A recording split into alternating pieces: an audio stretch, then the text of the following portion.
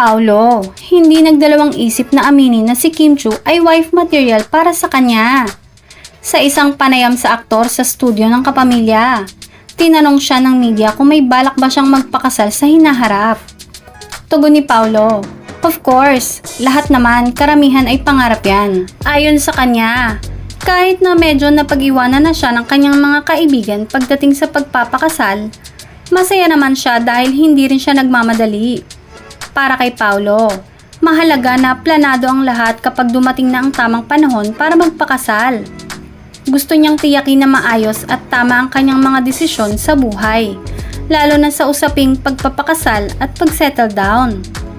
Maraming netizens ang nagpapahayag ng kanilang suporta sa posibleng pag-iibigan ni Paolo at Kim, na sana ay magdulot ng kasiyahan at katuparan sa kanilang mga personal na buhay. Bagamat hindi pa opisyal na kinukumpirma bilang romantikong relasyon ang dalawa, maraming netizens ang nagpapahayag ng kanilang suporta sa posibleng pag-iibigan ng dalawa, na sana ay magdulot ng kasiyahan at katuparan sa kanilang mga buhay.